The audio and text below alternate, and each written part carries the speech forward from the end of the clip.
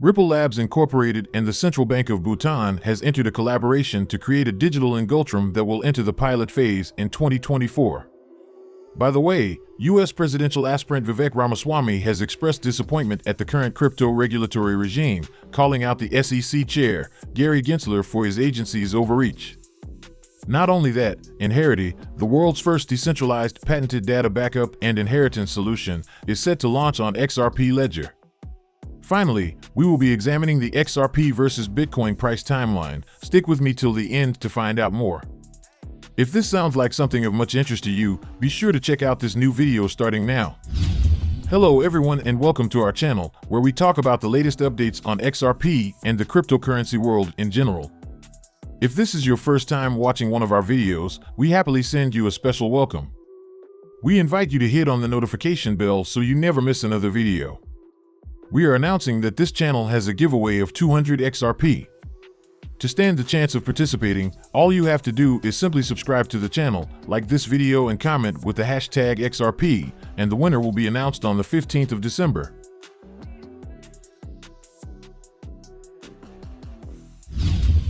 The plan for this next phase was detailed in a policy brief detailing the key agenda to transform the Bhutanese economy into a vibrant and self-sustaining one. With the central bank digital currency or Digital Ngultrum a key part of its plans, the Apex Bank is optimistic the alternative currency can truly make a difference to the average Bhutanese. The Bhutan CBDC project started as early as 2021, with Ripple Labs playing a frontline role. So much has been achieved since the project was commissioned, with 3 distinct phases completed from 2021 to date. Ripple and the Bhutan Central Bank have carried out a needs assessment to highlight how a digital Ngultrum will benefit the masses. After completing this needs assessment phase, the project went on to carry out the CBDC design and scoping, after which it then carried out the technical design and proof of concept. With Ripple playing a frontline role every step of the way, the project is now slated for pilot implementation starting next year. This next phase is bound to progress until 2026, according to the schedule of events in the policy paper. The goals for this pilot phase and the entire Bhutanese CBDC push are summarized in determining how a digital Ngultrum is deployed and integrated into existing financial infrastructures in the country. Having developed the technology to facilitate both retail and wholesale CBDCs, Ripple Labs solutions will enable the transition of these systems and further bolster the drive toward financial inclusion. According to the International Monetary Fund, at least 100 countries are actively researching or developing CBDC in one form or another. While different countries have unique reasons for developing their own digital money, the need to quickly update their financial infrastructures and not lag may heat the push for CBDCs in the coming year. While countries are still deciding whether or not to launch CBDCs, players like Ripple Labs and MasterCard are already a step ahead in researching innovative ways to power the interconnection between these CBDCs for cross-border payments when they eventually go live. Please, do not forget to subscribe to our channel and also hit that notification bell to be the first person to get more updates about the latest happenings as regards to XRP. At Wednesday's 4th GOP presidential debate held at the University of Alabama, presidential candidate Vivek Ramaswamy displayed awareness of the current problems facing cryptocurrency startups in the United States. Ramaswamy responded to questions on his planned policies for the cryptocurrency industry if voted into power. As part of his campaign promises, the presidential aspirant had pledged to regulate crypto in a way that would ensure economic freedom for Americans. However, the questions he received revolved around whether such policies would also not provide opportunities for money laundering and fraud using cryptocurrencies. In an apparent allusion to Binance's recent multi-billion settlement, host Eliana Johnson queried Vivek Ramaswamy in a style that put cryptocurrency in a bad light. Vivek Ramaswamy responded with arguments on how the current regulatory regime has failed. He told the audience, fraudsters, criminals, and terrorists have been defrauding people for a long time. Our regulations need to catch up with the current moment. The fact that SBF, Sam Bankman-Fried, was able to do what he did at FTX shows that whatever they have as the current regulatory framework isn't working. Citing an example of how the current regulatory framework has not addressed concerns, Ramaswamy called out the U.S. Securities and Exchange Commission Chairman Gary Gensler. He described a recent embarrassing event where Gensler failed to tell Congress whether Ethereum counted as a regulated security or not. Vivek Ramaswamy dubbed such failures another example of how the administrative state failed. Continuing his speech, Vivek Ramaswamy noted that the current administration has failed because those elected to run the government are not actually running the government. Instead, agencies such as the SEC have been allowed to write policies, including those not authorized by Congress. Vivek Ramaswamy pledged to address the discrepancy if elected president and even mooted the idea of putting the U.S. Federal Reserve in its place as part of the crypto discussion. He added, "In my administration, by the end of year one, we will have a 75% reduction in the number of federal bureaucrats. We will shut down government agencies that should not exist and rescind policies created with congressional authority." Furthermore, in a strategic move, Anodos has partnered with Safe Haven to integrate the SHA token and Inheriti, the world's first decentralized data backup and inheritance solution, into the XRP Ledger. The development was recently shared in a tweet by Panos Mekras, co-founder and CFO of Anodos.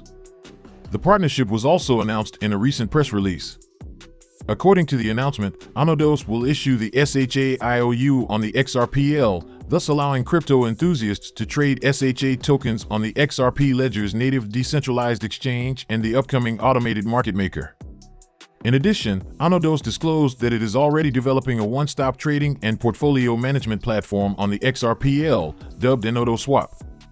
Upon its launch, the Anodos team will list SHA on the platform, while an SHA XRP liquidity pool will be created to enhance the token's liquidity. Notably, the partnership will be in two phases. The first phase will commence in January 2024, when Anodos will issue 10 million SHA tokens on the XRPL network. Additionally, the second phase of the partnership will commence once the EVM sidechain launches on XRPL. Once EVM sidechain launches on XRPL, the solution will be integrated into Safe Haven's SafeSwap. For context, XRPL took a major step towards welcoming EVM sidechain after leading cybersecurity firm Bishop Fox completed an audit of the protocol last month. Users can conveniently create Inheriti plans on the XRP Ledger upon successful integration by paying with SHA tokens via their Sum wallet. Inheriti is a digital inheritance solution that provides advanced security in transferring access to digital assets, social media accounts, non-fungible tokens, and digital data. The solution, which launched on the VE Chain mainnet in September 2020, encrypts and stores users' data in a three-layer topology, including blockchain and cold storage. Inheriti serves as a bridge between the traditional and digital data inheritance markets. Inheriti can be used by anyone, irrespective of their technical knowledge.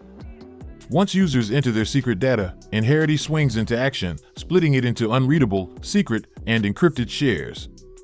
It then distributes the encrypted pieces of inheritance data to different cold storage devices.